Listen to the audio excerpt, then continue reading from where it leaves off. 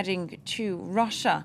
Since the 18th of September, 28 Greenpeace activists and 2 freelance journalists have been held in a jail in Murmansk for their part in a demonstration. They targeted a Russian oil rig in the Arctic. Now, Russian authorities initially accused them of piracy, but then charges were reduced to hooliganism.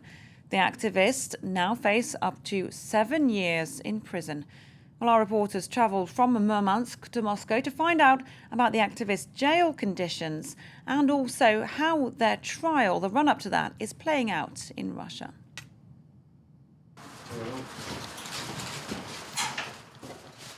Here's Marco Weber.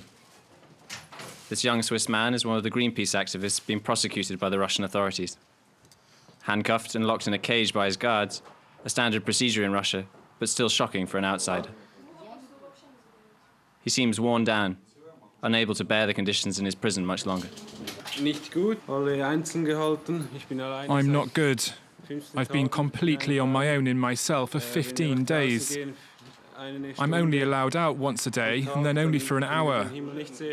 I haven't seen the sky. I haven't seen the sun. The courts turned down his request for bail.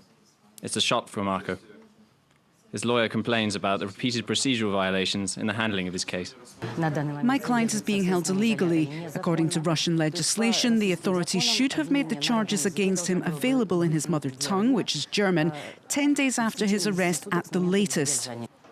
And this has never happened. The young man is returned to his cell.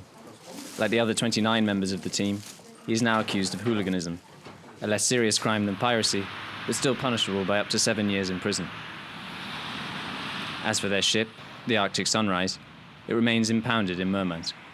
The Russian authorities should immediately release the ship. Why? Because according to a UN convention, the authorities of a state only have the right to seize a ship suspected of piracy. A ship guilty of hooliganism? It's nonsense. There's no such crime, even in maritime law. While the oil rig is located well within Russia's special economic zone, Moscow's jurisdiction does not go beyond it. Since their ship sails under a Dutch flag, logically, the activists should have been sent to The Hague. Logically, but logic doesn't have much sway here. Russia wants to show the whole world that it's ready to do anything to defend its sovereignty and its strategic interests, even if that means falling out with other states. Those people who dare to provoke Russia, those people who have attacked that sacred thing, the Russian oil industry, they have to pay for that outrage. We've contacted the investigators in charge of the case, as well as the Russian Foreign Ministry. But all of our requests for an interview have been declined. Greenpeace continues to campaign for their team's release, but the organization has struggled to attract public support in Russia. At the last demonstration in Moscow, barely 100 gathered to demand the team's release. What's happened here is deeply unjust. The fact that people who are protecting the environment, and in this case the Arctic, have been thrown in prison, and those who are destroying our planet have been supported by the authorities, is unacceptable.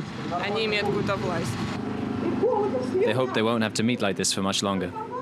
The Russian authorities have until the 24th of November to set a trial date. Well, that was a focus. We're starting